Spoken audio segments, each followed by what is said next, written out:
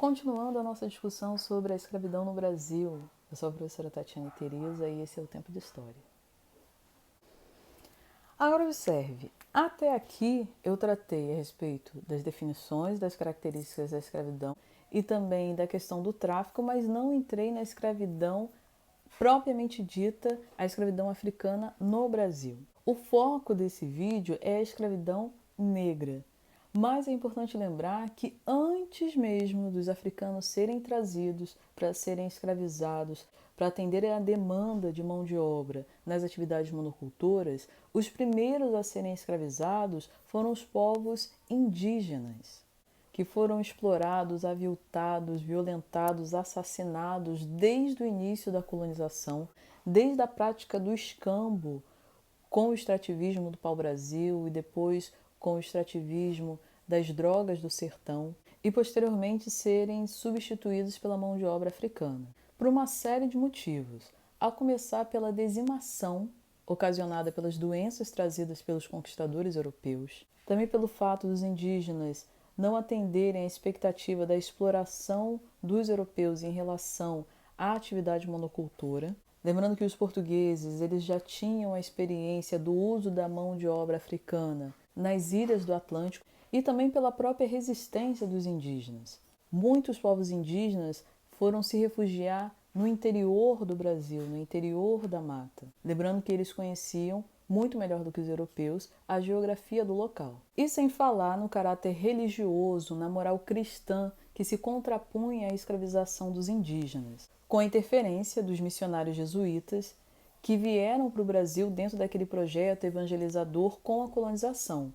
Lembrando que no século XVI, principalmente a partir de 1517, a Igreja Católica ela passou a ser questionada, sendo criticada com a reforma protestante iniciada com o monge Martinho Lutero, que elaborou 95 teses questionando os dogmas da Igreja Católica, o que fez com que a Igreja, com essa reforma protestante, perdesse fiéis.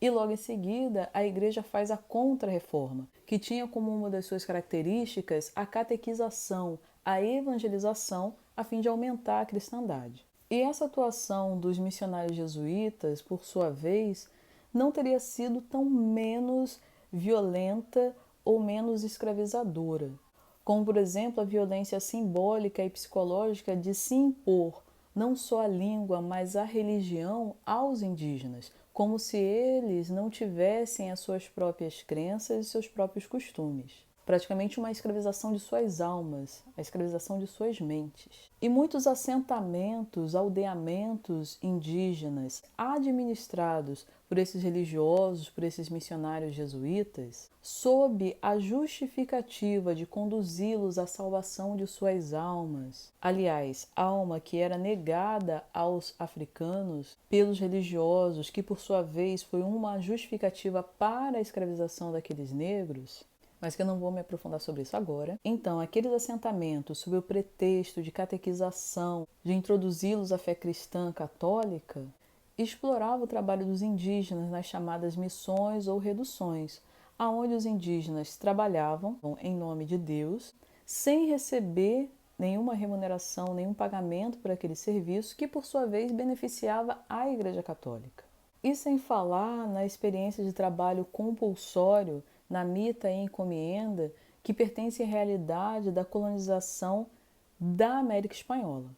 Já na escravidão africana, além da justificativa econômica, dentro daquela ótica da política econômica mercantilista, houve também a justificativa de caráter religioso e também pseudocientífica.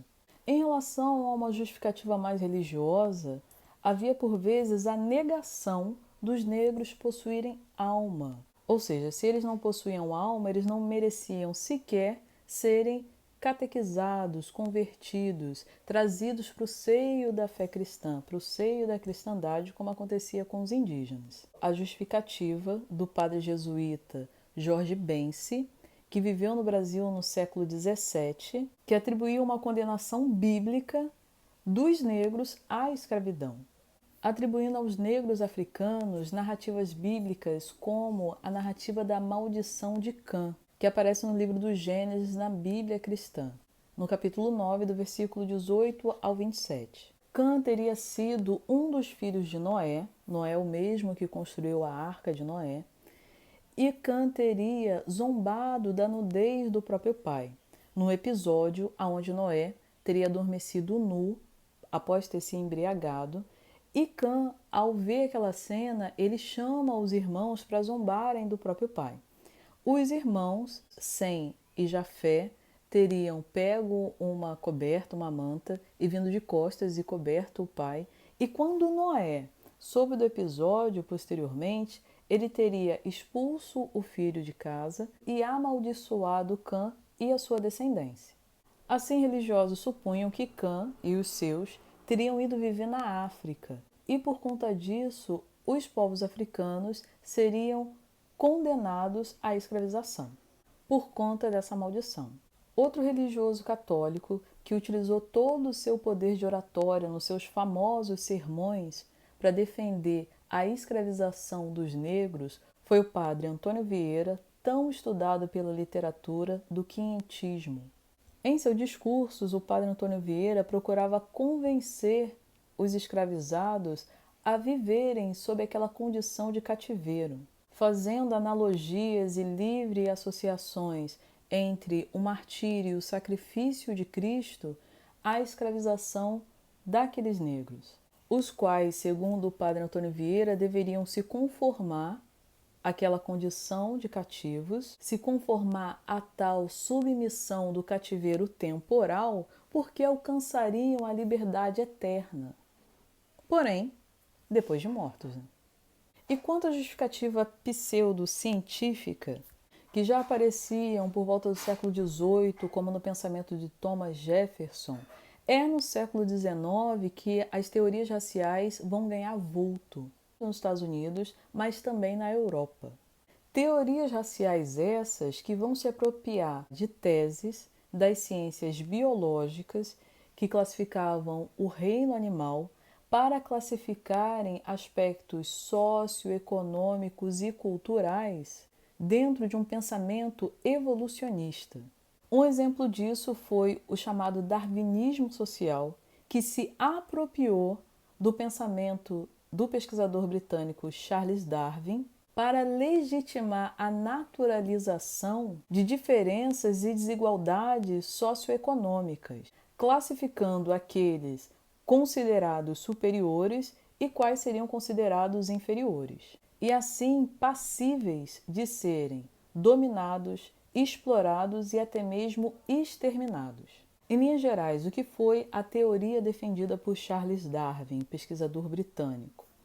No século XIX, Charles Darwin publicou A Origem das Espécies. Nessa obra, Darwin defendia uma origem comum dos seres vivos, os quais teriam se diversificado com a evolução através do que Charles Darwin chamou de seleção natural, pela qual aquele que melhor se adapta sobrevive e dá continuidade à sua espécie, evoluindo as suas características. Porém, a tese de Charles Darwin justificava a classificação do mundo natural, da natureza. O problema foi a apropriação dessa teoria para se subjugar povos de culturas, etnias e organizações socioeconômicas diferentes.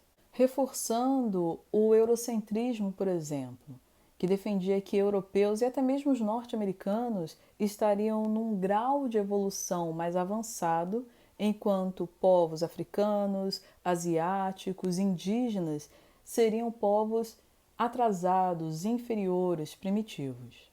Teorias raciais essas que, além de justificar e dar legitimidade à escravização de povos, como os africanos, também serviu de justificativa para se restringir ou negar o acesso a direitos e a cidadania aos libertos, ou ainda legitimar a chamada missão civilizadora, que era a justificativa para as nações imperialistas implementarem o neocolonialismo no século XIX sobre povos do continente africano, asiático, ou na Oceania, ou até mesmo aqui na América.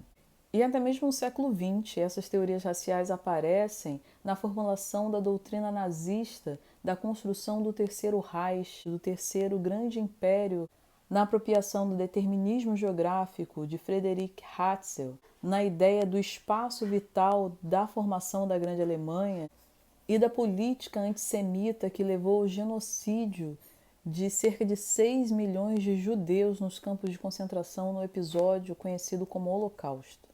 No Brasil, essa ideia de raças superiores e inferiores foram introduzidas mais fortemente a partir de 1870, através do evolucionismo, do darwinismo e até do positivismo, que viam a miscigenação dessas raças com maus olhos, entendendo que as raças superiores deveriam permanecer puras e que a mistura levaria à degeneração. Não apenas uma degeneração racial, mas também uma degeneração moral e, por sua vez, também econômica e social. O que, por sua vez, impulsionou a prática da eugenia, da purificação. Eu, que significa boa, genia, geração, termo criado pelo cientista britânico Francis Galton em 1883. Dessa forma, os defensores das teorias raciais pensavam o que seria do Brasil, que recebeu uma grande quantidade de negros africanos que foram escravizados e também contava com a presença dos indígenas, que por sua vez eram considerados primitivos dentro de uma escala evolutiva.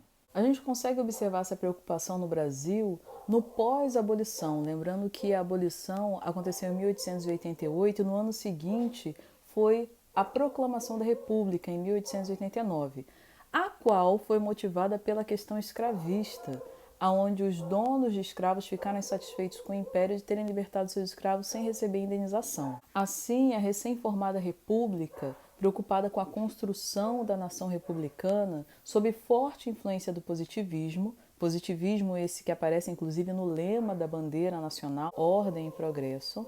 Assim, conseguimos observar uma política eugenista até mesmo na prática do Estado brasileiro em subvencionar a vinda de imigrantes brancos europeus, na tentativa de embranquecer a população brasileira, que foi imortalizada na pintura de um pintor espanhol chamada A Redenção de Can. Can, aquele mesmo personagem que eu mencionei anteriormente, amaldiçoado pelo pai Noé. A redenção, no caso do quadro, se expressa pela miscigenação dos negros que viviam no Brasil com os imigrantes brancos europeus, que geraria crianças de pele clara. No quadro há 4 personagens: uma senhora de pé, negra, uma jovem mulher parda sentada que tem ao colo uma criança branca e ao seu lado sentado está um homem branco com traços europeus, possivelmente italiano ou espanhol.